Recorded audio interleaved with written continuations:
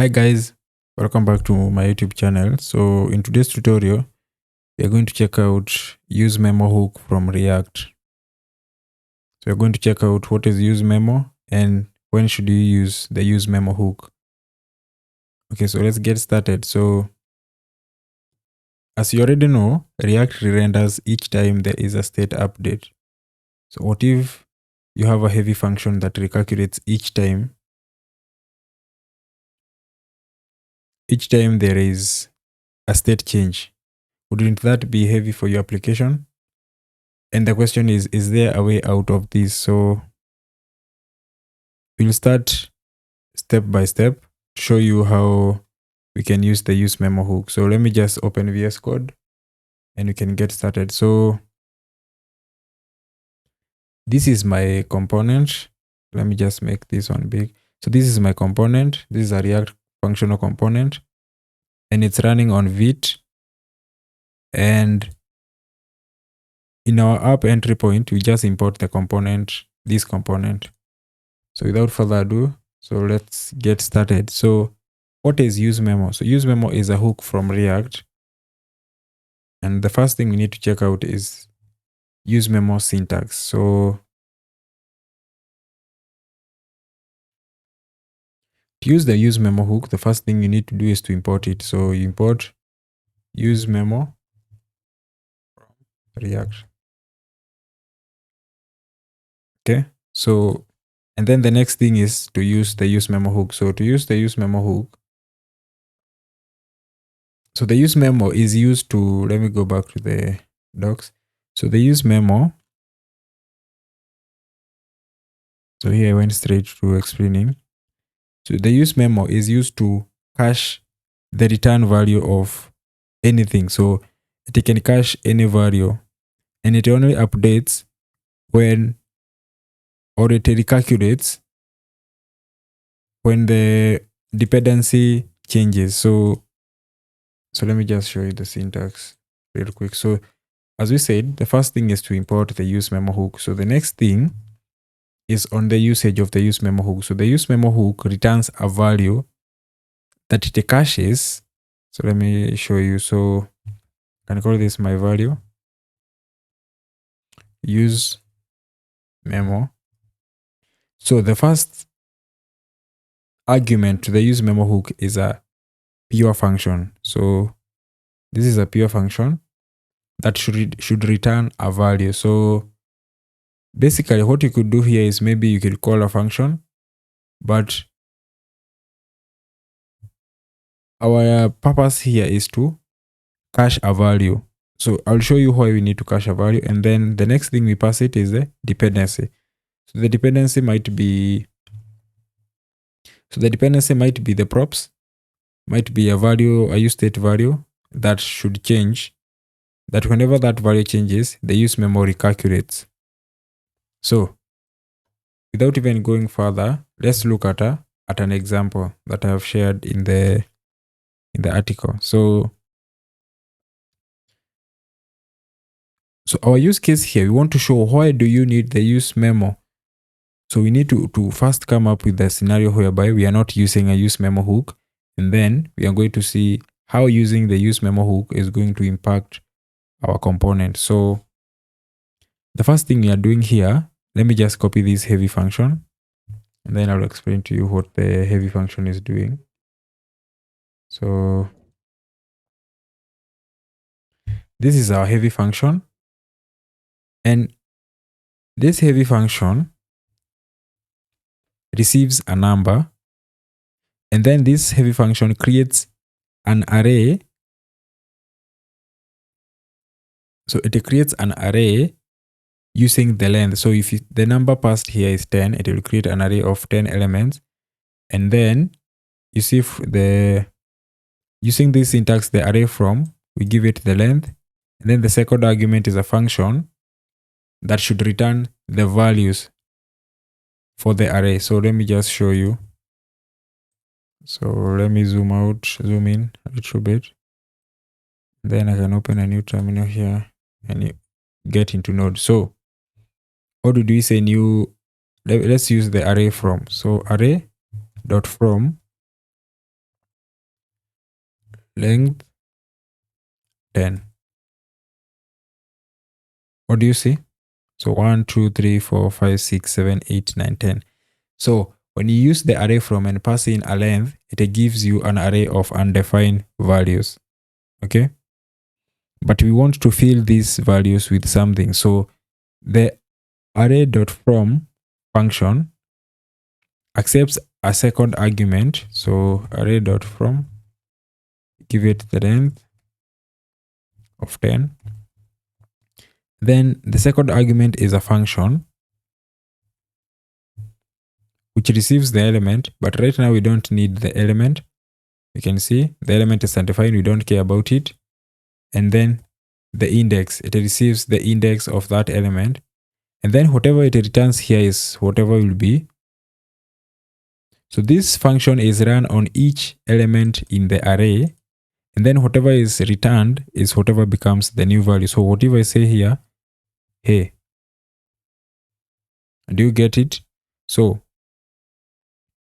this array.from, so if I hover over here, I don't know whether you can see from, takes in an iterable, the length, map function. So let me see the mapping function. So we have a mapping function to call on every element of the array. So this is the mapping function. So this mapping function is like the map. If you know the map function in JavaScript. So this array, let's do it the final step. So the length. So the length is 10.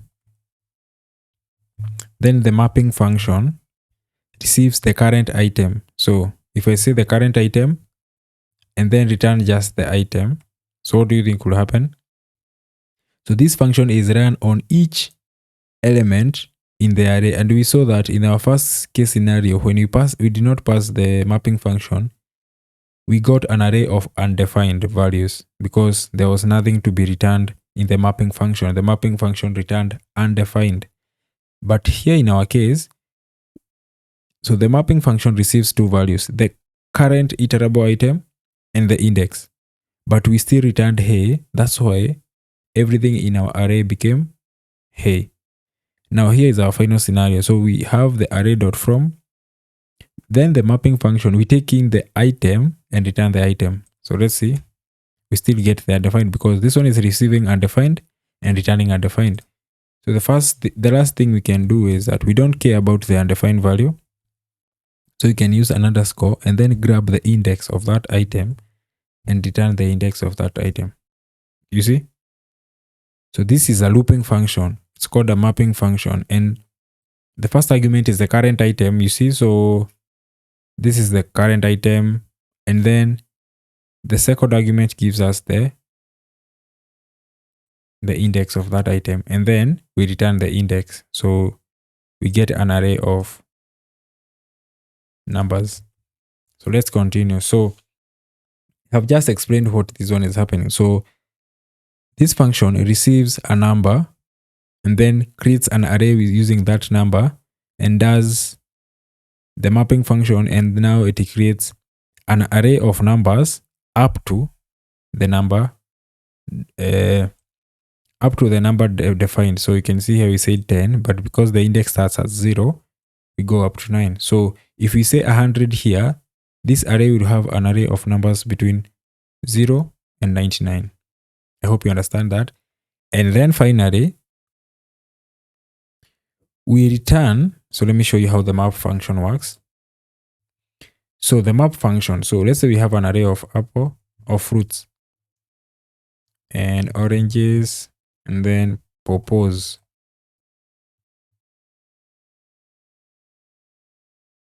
So let's say fruits. And then don't worry because I'm not using the let. When using the repo for node, you don't need to do it, but let's just do it. So it returns undefined. But if we do fruits, we can see them. So what is a mapping function? So what does the map function does? So the map function passes a function in each item in the array. So let me show you. So if we say fruits, fruits.map. So this one receives a function, and this function receives, so this function is run on each item in the array. So this function here, I don't know whether I can hear. Okay, this function here, this is an arrow function, would be run on each item in the array. And then what does it receive? It receives the current item, which is a fruit. We can give it a name and the index. And then whatever it returns is what will be the new value of that array. So it does not mutate the array, it creates a brand new array. So let me show you. This time around, I want to return the fruit, then plus I. Do you see? So this function is run on each item in the array, and then this function receives two arguments. The first argument is the current item, and the second argument is the current index. So this one receives fruit and then returns. This is called an implicit return. It returns the, like right now I'm doing the fruit plus its index. So you can see apple 0, oranges 1, purple 2. So what are we doing here? So whatever we are doing here is we are grabbing our array of numbers, and we said the numbers, we are filling them with the index. So in case we gave it 100, so if in case we gave it 10, so numbers will be equals to an array of 0, 1, 2, 3, 4, 5, 6, 7, 8, 9. And then the mapping function, so this is the map function, takes in each item in the array and then does the square. So it is the item times the item. So we will return something like this. So we return 0 squared is 0, 1, 4, 9, and so on and so forth. So I hope you understand. So this is a heavy function. So if we pass in a very huge number here, this function is going to break. So this function is going to be very heavy. It is not going to break, but it will be extremely heavy. So the next thing I want to, let me just split this. Okay, so let me do the, okay. And then zoom in here. All right, so then I think we can do this to be smaller. And then this one to be smaller like that. I don't know whether you can see. Let me do it smaller. Okay. Then I don't know whether you can see. I hope you can see. So as I just said, this is a heavy function. This function creates an array of numbers based on the number given, then returns the square of those, returns an array of the squares of the numbers created. So this is a very heavy function. So the next thing we can do, so we can do the next thing is we can create a state variable. So if you go back here, so this one is getting squeezed. So we create a state variable hello, the state variable value. So let me just copy and explain to you. We can just create them. So const value and then set value. So this is a state variable. Use state, and then it is an empty string. So this one is going to control an input field. So let me just copy the markup because we don't need to worry about the markup.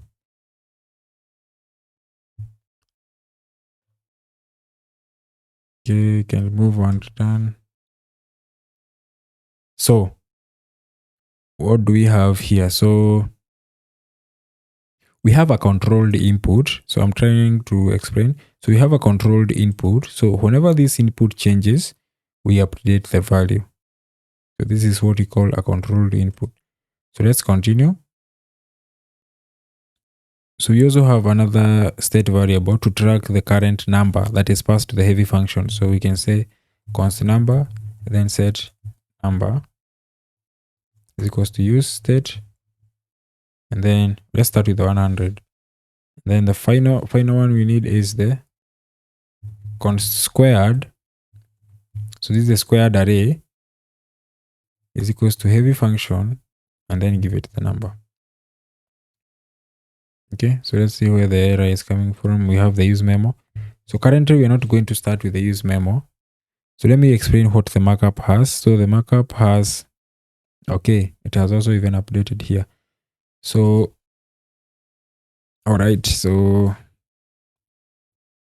I hope you can see. So let me explain the component it again. So we have a controlled input that is being controlled by this state, and this is the input. So whenever the input changes, so if I remove this, let me just show you. We don't need all that. Okay, there's an error somewhere here.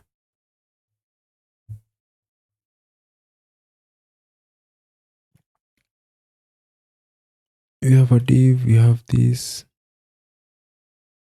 Okay, I want to show you what's wrong with this div. Or the return is commented out. Okay, so as I said, this is a controlled input. Controlled input is an input that is being controlled by a state hook. As always, the state hook tracks a variable, and it renders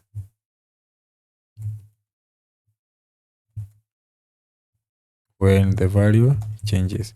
So a state renders a value, renders the components when a value changes. So what does that mean?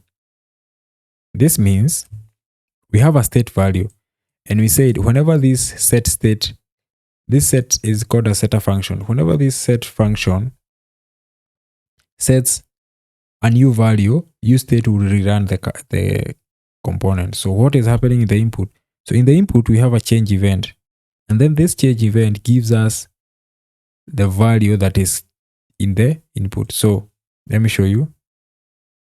My name is. So what is happening? So whenever I type M, this fires, giving us the event. Then we call the set value, and we set the value to the M, causing React to re-render this component and then updates our value, which is then hooked to our input. Let me show you. Okay, so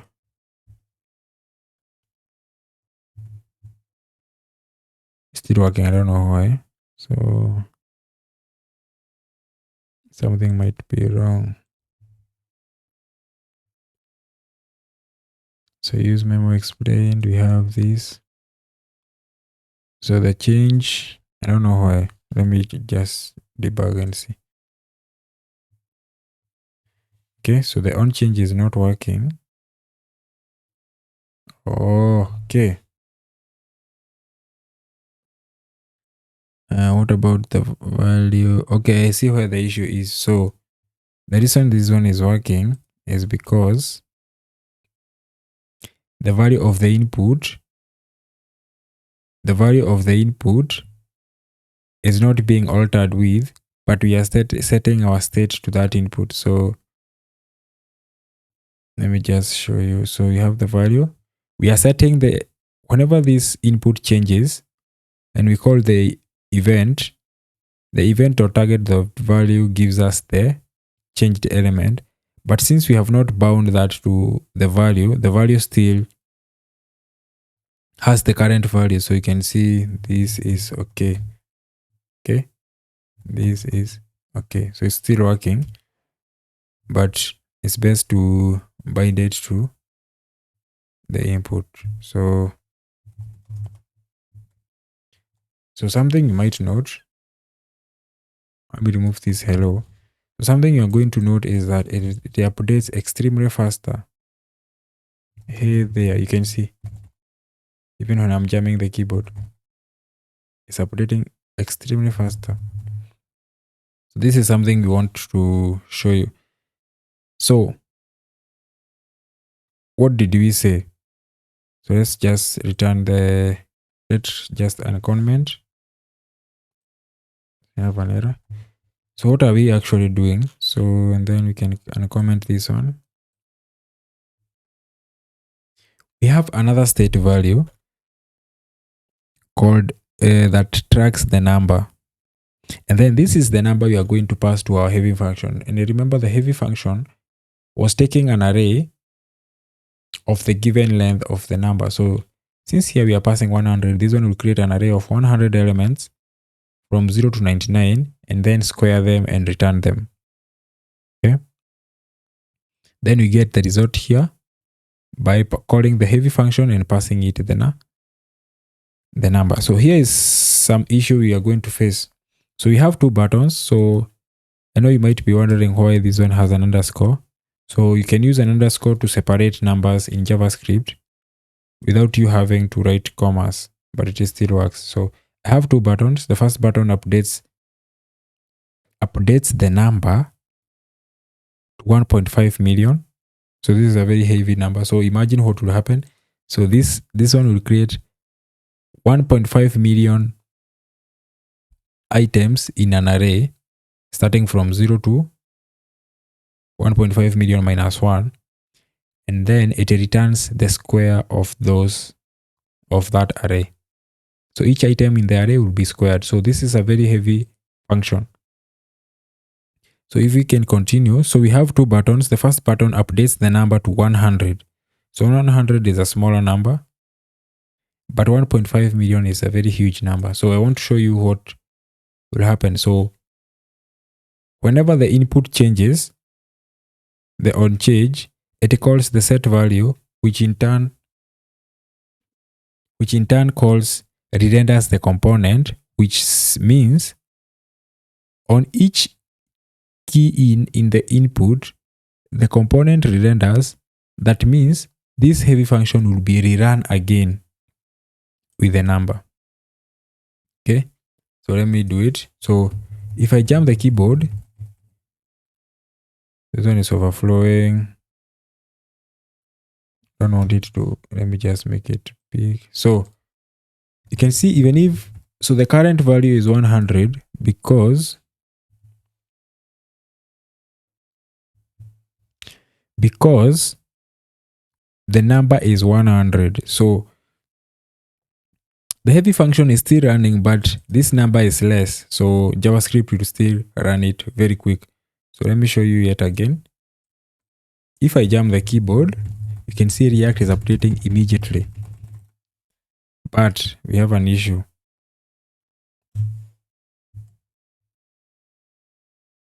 So we have an issue. So what if we update the number? So whenever we click this button, it will update the number to 1.5 million, hence re-rendering the component, and then the squared will call the heavy function with 1.5 million, which in turn, so the 1.5 million will in turn create an array of elements, an array of numbers ranging from 0 to 1.5 million minus 1, and then it will square those numbers and return them. So that's a very heavy function. And then something to surprise is if we start typing to the input yet again, this one is re-rendered, and then the heavy function is called again. The same cycle continues. So let's try and see that. So the first thing we need to do is to try out using 100. You can see there's no lag.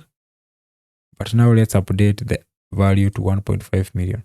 So you can see it has updated the current value to 1.5. Now see the change. I'm typing and things are hanging. Why?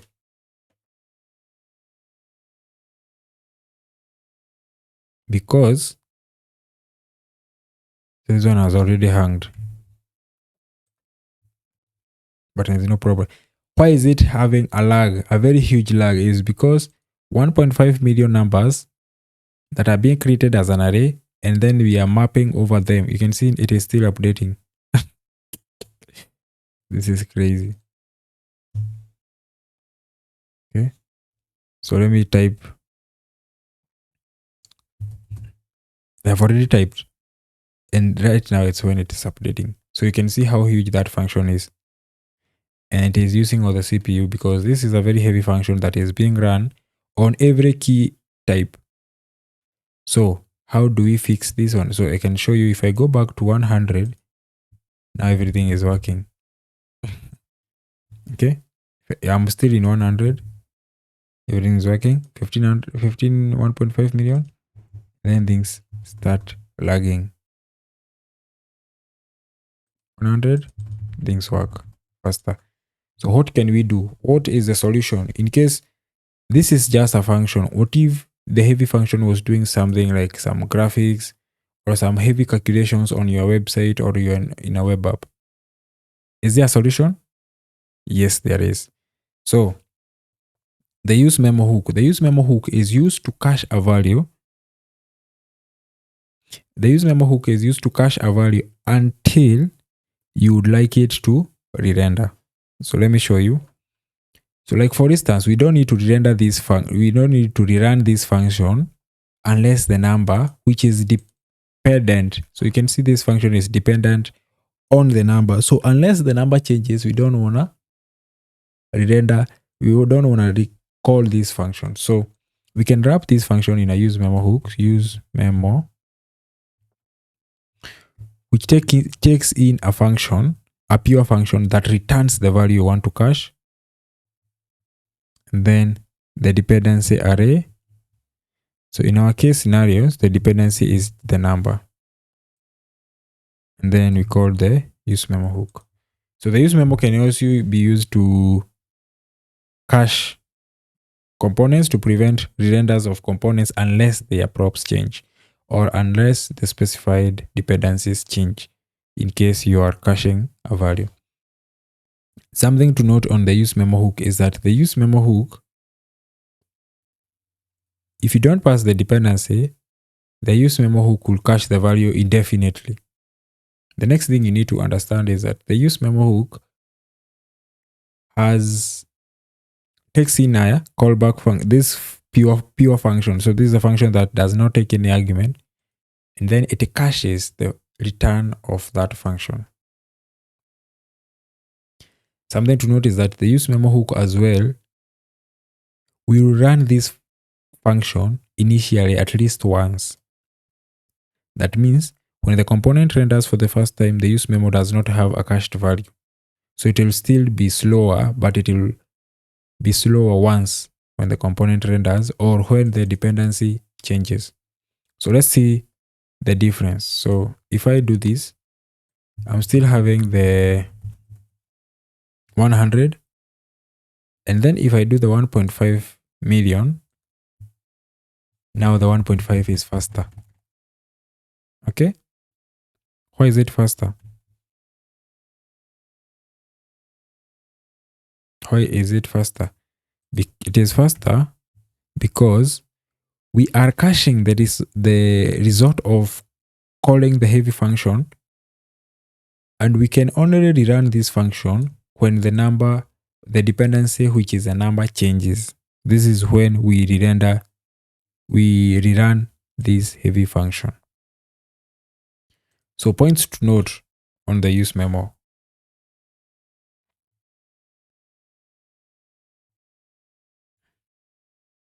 The first thing to note is that the useMemo is used to cache a value. Also, it receives two arguments. So the first one being the pure function, the next being an array of dependencies. Number 3, if you miss the dependency,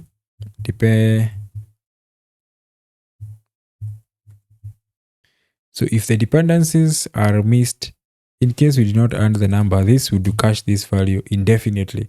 But in case you have a linter, it will tell you that you are missing a dependency. So this is React hook ESLint. It is telling me that there's something you're missing.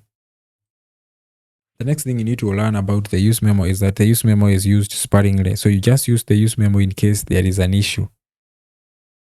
Okay. So something to note is that in case this use memo, if this heavy calculation was being passed in as a prop to another function, instead of using the use memo, it would be easier to just push the state down the tree. So the use memo is, you need to use the use memo. So let me just open this. Okay, so let me just go back. Okay. This is about the use memo, fixing the component.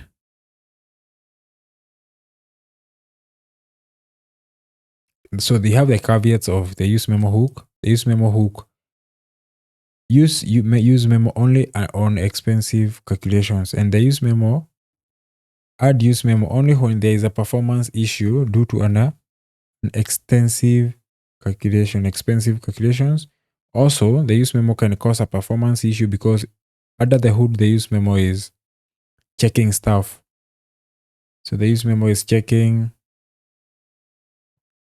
So under the hood, the use memo is doing some checks to make sure that it will recompute the memoized value only when the dependencies are changing. So there is some code that is running, so it can cause a performance bottleneck when used not sparingly. So the next thing, some useful hints is that your calculation is probably not expensive unless you are looping over an extensive list of items like we were doing.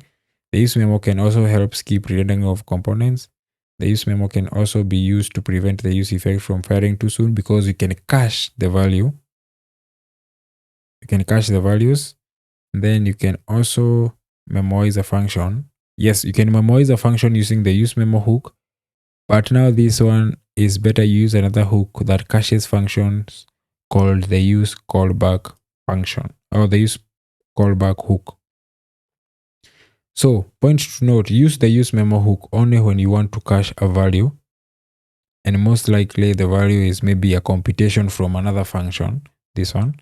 So this one returns a value, returns an array of elements that are squared, and then the dependency array. And that's it, guys. So that's all about the use memo hook. I would love to hear your feedback, and then please make sure you subscribe to the YouTube channel to help it grow. Share with your friends and leave a comment. Thank you.